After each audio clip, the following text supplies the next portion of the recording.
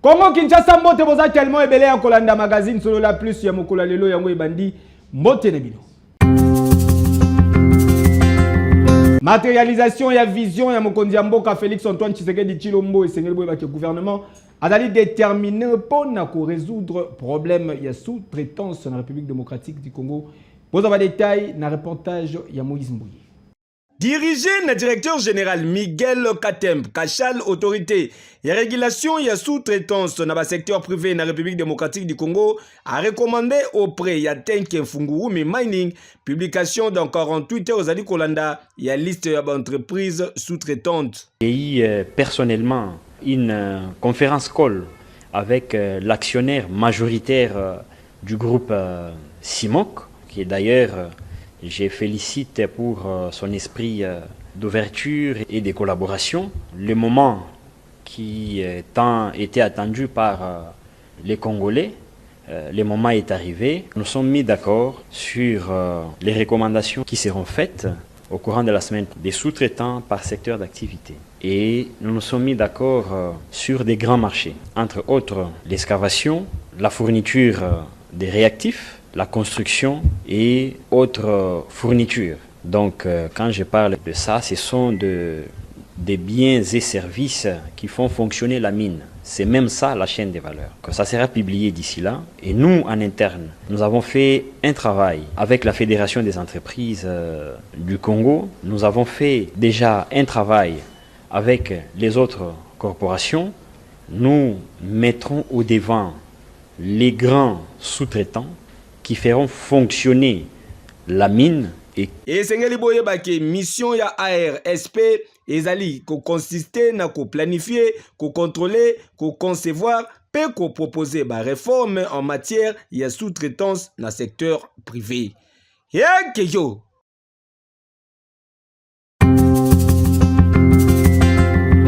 Au lendemain ya nomination naye lokola chef ya gouvernement excellence Judith Tuluka Akenai Kokutana na secrétaire général ya UDPS Augustin Kabuya AK47, vous avez des détails. Au lendemain de nomination, naye première ministre excellence Judith Tuluka Soumimwa Akitaki na siège ya parti politique Union pour la démocratie et les progrès social IDPS en sigle et Sikawapi Akenai Kokutana na secrétaire général ya parti au pouvoir Augustin Kabuya AK47.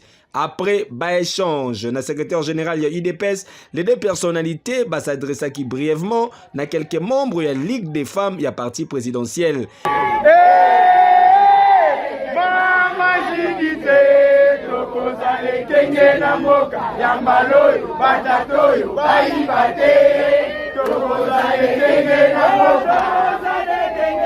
Prenant parole na permanence liboso ya ba militant Augustin Kabuya, secrétaire général ya IDPS azalaki na ba mot juste.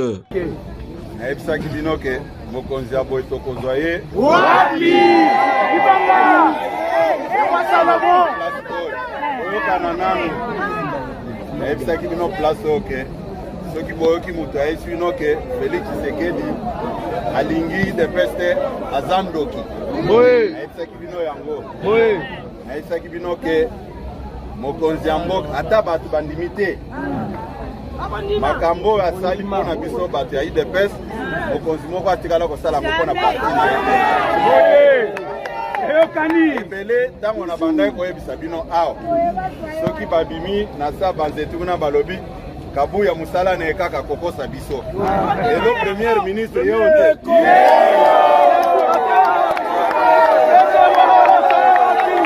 Na yebisaki bino place oyo. Biso okozwa primature sabino eloko moko ozwi primature te oto s'enrichir ozwi primature oto corriger makambo mosusu oyo oyo akokanisa ke ozwi primature otoyiba mbongo place na ye eza na makala maboko makala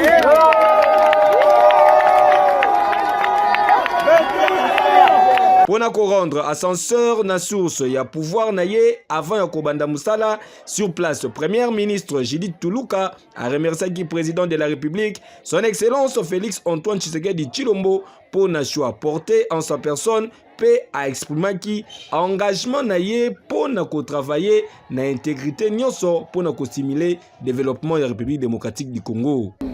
Pona pesa mokonzi ya mboka Félix Antoine Tshisekedi, merci pona ndenge aponi ba mama. Champion de la masculinité. Nathalie alobi nakata non seulement eza mutu ya IDPS mais nakata IDPS aponi nani. Olobi na ndenge secrétaire général alobi eza te ke na ye awa po to bana kobenda mbongo te toye pona mboka tozala baproblème eza ebele nzambe ye mboka yebi ntina nini atenga awa ye awa naza na besoin ya bino nyonso dans la paix et dans l'unité. Balinga balinga libanda libanda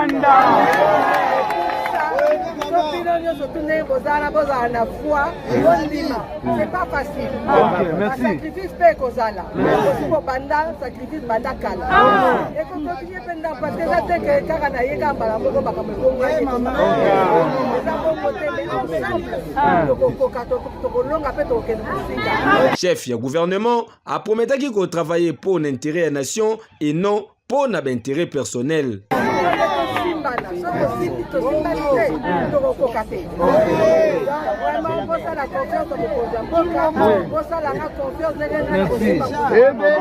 Nommé par ordonnance présidentielle le 1er avril eleki, Premier ministre Judith Tuluka Sumimwa et Sengeli Azela Lisusu quelque temps avant de conformer gouvernement naye P. Abanda Moussala.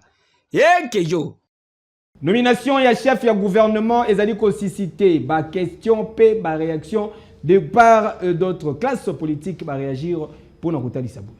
Est nommé Premier ministre, chef du gouvernement, Madame Judith Suminwa Tuluka. Ba réaction ezali ko continuer ko bima de partout après nomination. Il y a Madame Judith Tuluka Sumimwa loko la première ministre de la République démocratique du Congo. Au cours, il y a différents interviews accordées dans la rédaction Nabiso, classe politique et Zalaki divisée pour nos Kotalisa Boye. Le président avait promis qu'il va nommer à la tête du gouvernement une dame. Ben voilà, chose dite, chose faite. Et pour nous, c'est une bonne chose. Mais d'abord, en tant que Négomo, c'est une fierté pour nous que la première femme Premier ministre soit du Congo central, c'est une fierté. Nous pouvons dire que Madame Judith Tuluka, chapeau bas. Donc on lui souhaite un futur mandat, chose qui n'est pas facile parce qu'il vient rencontrer un pays avec beaucoup de problèmes à régler, sans compter le Congo central qui a ses problèmes aussi à régler et ajouter la guerre qui est à l'Est. Voyez-moi, ce n'est pas facile. Je la félicite parce que ce n'est pas pour rien qu'elle a été désignée, c'est qu'elle a des qualités particulières. En tant que ministre du plan, Madame Tuluka a pu mettre en place au sein du gouvernement le Condé le plan de 145 territoires, donc le plan de 145 territoires qui en fait symbolise la décentralisation de notre pays ou alors le développement à partir de la base, contrairement à la centralisation du pouvoir que nous avons vécu depuis un certain temps. Nangambu ya opposition, bango pe batalisaki boye. Parce que les prémices sont fausses. Vous voulez avoir quelle conclusion? En réalité, c'est du tâtonnement. C'est du tâtonnement. on essaye. Ce sont les mêmes pions qu'on est en train de déplacer.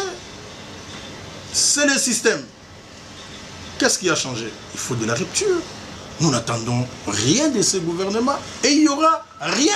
Rappelons que nouvelle première ministre Judith Tuluka a travaillé avec une agence et un système des Nations Unies avant de rejoindre le cabinet Mukoko Samba, alors ministre du budget, a travaillé ensuite dans le cabinet du président de la République, son Excellence Félix Antoine Tshisekedi Tshilombo, plus précisément dans la cellule de veille stratégique, avant nomination de la première ministre, Excellence Judith Tuluka a occupé la fonction de ministre d'État, ministre du plan dans le gouvernement Jean-Michel Samalukonde II. Je suis consciente de la grande responsabilité qui est la mienne. J'ai indiqué au chef de l'État qu'il pouvait compter sur ma loyauté pour l'aider à mener à bien le développement de notre cher pays, la République démocratique du Congo, et que nous puissions, sur base des 6 engagements qu'il a définis au moment de son investiture, travailler pour la paix et le développement en République démocratique du Congo, que le peuple congolais puisse bénéficier de ce pays, des ressources qui nous ont été données par le Seigneur. Akombo ya mokonzi ya mboka Félix Antoine Tshisekedi Tshilombo, honorable Guy Luando akitaki na Bukungu, esika wapi akendaki kolakisa gratitude monene na population tozali na province ya Chwapa Bozabadite. C'est une question de redevabilité parce que nous avons été très honorés par cette population. Pas depuis longtemps qu'il est revenu pour leur dire merci. Je leur avais promis ça pendant la campagne que je reviendrai et je suis là. C'était pour leur dire merci pour ce qu'ils ont fait. Tant pour le chef de l'État, Félix Antoine Tshisekedi Tshilombo, qui a été brillamment élu dans ce territoire, que pour moi-même. Donc c'est une question de reconnaissance pour cette population qui nous aime et nous savons et ils doivent être rassurés que nous sommes que leurs serviteurs.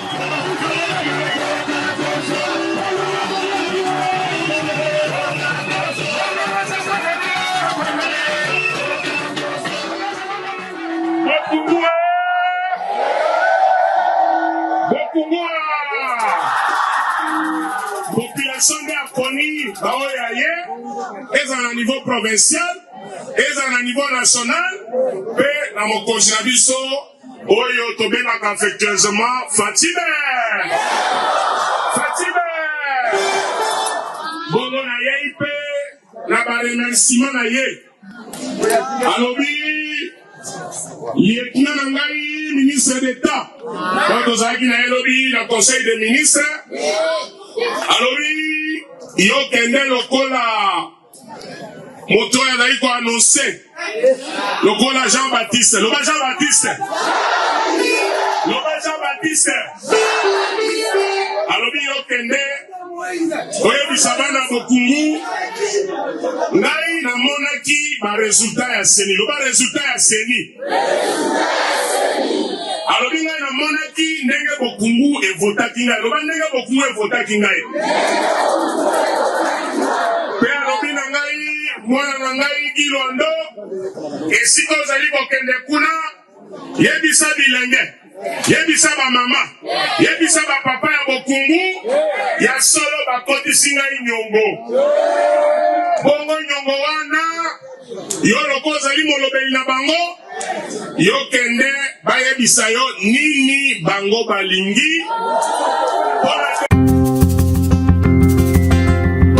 Insécurité na ville province ya Kinshasa, ba député provinciaux élus na Kinshasa bakendaki komona commissaire provincial ya ville ya Kinshasa le général Blaise Kilimbalimba boza ba détail ni lima oyo. Na souci de s'imprégner sur situation sécuritaire inquiétante awa na ville province ya Kinshasa, causé na bafe multiples ya banditisme urbain, notamment phénomène Kuluna, des délégations ya ba députés provinciaux eli ya ville province ya Kinshasa, bagendaki kokutana na commissaire provincial ya la police nationale congolaise ya ville ya Kinshasa, le général Blaise Kilimbalimba pe ba chef ya ba unité misusu ya la police nationale congolaise, lokola général Mania Tchani, Panthère Noire Oyazali numéro 1 ya Légion nationale d'intervention Leni Namukuse Nasuka Yamasolo Nabango communication et Salamaki Boye. Vous l'avez si bien souligné, je suis à la tête d'une forte délégation de députés provinciaux élus de la ville-province de Kinshasa. Nous sommes venus rencontrer le commissaire provincial de la ville de Kinshasa, le général Blaise, et nous avons échangé. Nos échanges se sont tournés beaucoup plus autour de l'insécurité grandissante dans la ville de Kinshasa. Nous sommes venus nous imprégner sur les méthodes, les stratégies que le général a mises en place pour premièrement traquer le banditisme urbain que nous appelons le Kuluna, ainsi que l'insécurité au niveau de la ville de Kinshasa. Le général nous a rassurés que tous les moyens sont mis en place, les stratégies sont mises en place pour pouvoir traquer le Kuluna. Et d'ici là, il y a une opération qui va commencer, qu'ils ont dénommée Panthère Noire, pour pouvoir chercher tous les Kuluna dans toutes leurs poches de résistance afin qu'au moins la population de Kinshasa puisse vivre en paix. Nous avons très bien échangé et ce cadre restera permanent. De temps en temps, les députés provinciaux élus de la ville de Kinshasa seront reçus par le général pour que nous puissions échanger autour de ça. Ce n'est pas à la police de mettre les moyens, c'est aux autorités de mettre le moyen. Et nous savons qu'en ce moment, le vice-premier ministre de l'Intérieur, le maître Peter Kazadi, est en train de faire un grand effort pour mettre des moyens de sa politique afin que la police puisse faire le travail. Ça, c'est la plus grande demande que la police a fait à nous, comme étant les élus du peuple. Natournaye, le général Blaise Kilimba Limba, commissaire provincial de la police nationale congolaise, Yavili ya Kinshasa pe Atalisaki Boye. Je dois m'acquitter d'un agréable devoir, celui de reconnaître que j'ai été bien honoré par les honorables députés provinciaux qui se sont déplacés et exprimé les soucis de la population qu'ils représentent. Et cette population qui est aussi notre patron, nous la police. Nous avons eu donc des entretiens autour de toutes ces questions et nous avons rassuré des réalisations de la police. Beaucoup de ces criminels sont déjà en prison, d'autres sont en route vers la prison et d'autres le seront par l'opération Panthère Noire qui consiste tout simplement à cibler, selon les fichiers, tous les délinquants qui s'affichaient tels et qui sont connus par leurs adresses et même les itinéraires qu'ils empruntent. Et ceci concernera aussi les bandits à main armée qui bénéficient de la collaboration des autres pour qu'ils soient mis dans un même sac. Et donc nous avons vraiment remercié cette équipe de parlementaires qui montre un souci. C'est une première, c'est une innovation que les élus du peuple de Kinshasa se transportent vers la police pour comprendre toutes les manœuvres que la police fait pour la sécurité des personnes et de leurs biens. Ils en ont vécu et ils en ont eu des réponses satisfaisantes parce que on a présenté la situation ou l'état des lieux. Des mécanismes, oui, nous leur avons parlé de ce dont nous avons besoin. Les moyens légaux, il y a des lois qui doivent être rapidement revues et ils ont les édits à faire qui vont nous accompagner. Il y a les infrastructures d'hébergement des criminels qui doivent être aussi réaménagées pour l'efficacité de notre travail. Et ça, ils vont porter acquis des droits pour que satisfaction soit faite pour toutes les parties. Ah oui, boyende zalaka bakonzi ba beti maboko likolo ya mesa pona kosilisa libela fléau oyo phénomène kuluna pe ba forme nyonso ya insécurité na ville ya Kinshasa. Yeke yo.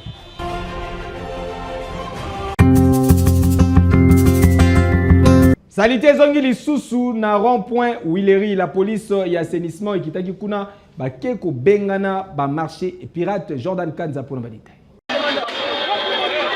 En tout cas, botika tolobake na mboka oyo mawezalaka te.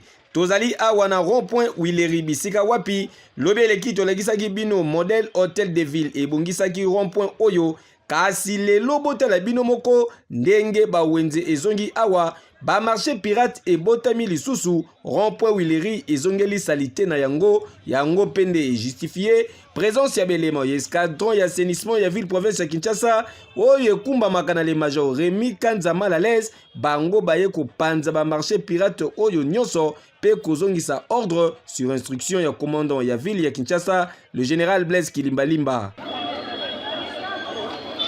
Mama ba peksa mino koteka bokoteka awate Sur place Kagawana, Mutumoko asalaki communication pour na kotalisa boye.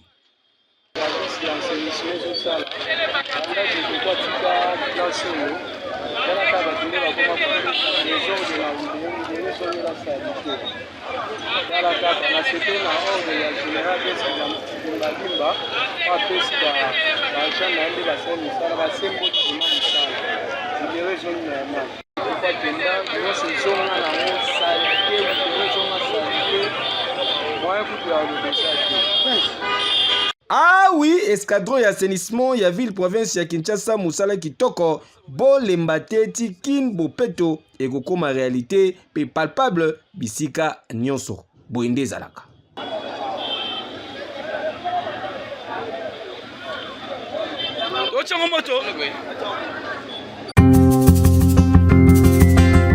Nalemba imbu tozali bongo na commune ya Monga Fula mama Béatrice ayebana mingi asalaka mabele ezali na impact na ndenge ya kosakana te Serf Luzolo akutana kinaye. Moye tele pardon. Mbongo pe bano manego ko. Tangu toyebisaka bino ke na bakini oyo soki okufinzala kokangana ono ko ya batu to pe tata mwasi ya batu ndoki te kasi ezali kikibuyu na yo moko nde ezosala ke okufanzala bongo botala mama mukolo oyo na libota na ye bango musala na bango ezali ke ya kosala mabele oyo biso nyonso toyebi soki mere akomi na système c'est-à-dire akomi koboka basoyi pamba yango balingaka kolia mingi donc tango olingaka kolia yango nani omona esika basalaka yango te banda lelo yebake basalaka yango boye bazwaka bango argile batuti yango basangisi yango na mungwa ekomi pat après bakomi kolinga yango ndenge kaka bozali komona sima bakomi kokata yango na bastiche après soki basilisi batandi yango na moyi mutalaka oyo bozali komona nde yango esungaka bango po na kotumbela mabele oyo batela moyi pour que bokoma kolia après soki ebeli batia yango na bassin bakia kotambwisa mabele yango eleki tosalaka mabele oyo soki tosombi babuli toye totuti totie mungwa tobandi kotuta tobandi kolinga totandi na moyi ekauki topasoli yango soki ekaukele totie na mutalaka totumbi yango toke kosomba baposa nguba totumbi soki totumbi esili totia yango na babassin toke kotambola kisasa mobimba ekoma nde ya biso difikulté ezalaka kobuka na mabele soki tosombi mabele yango komona tamu soki mpe zelo okomona zelo tamu soki komona totika yango kaka wana ebeteli mbula mpe ebebi nango mpo zelo eleki mingi bato le bakosoma mabele bazomeka bazomona yango zelo eleki ebele okomona tozongi nango na ndako toye kobwaka yango totekaka tige moko 100 francs 3 tige 4 tige totekaka yango 500 etretaka baestoma surtout mabele oyo ya pembe oyo batumbi te en tout cas bato vraiment bayebi koprofite yango mingi aliaka yango mingi oyo ya pembe wana oyo ezalaka kaka mpona posa kaka ya kolia mabele mingi ekendaka neti bangola wana mpo basalelaka yango misala ebele biso tosalaka yango kaka boye etalaka mpona bapasi kaka ebisa na bakonzi ya mboka en tout cas basunga biso pasi vraiment eleki mingi neti ngai mama nakomi mobange boye nazokoka soki kotia sani na motu te mpona kende tambusa mabele en tout cas basunga biso kufa soni komona pasi courage na bino na famille oyo ndenge bolongola soni bondima na bino koteka mabele oyo esungaka bino oyo esungaka libota na bino ezwa eloko ya kolia bofutelaka bana classe tala yaya mwasi yokanga malamu na bafiere na yo okotimbela ekei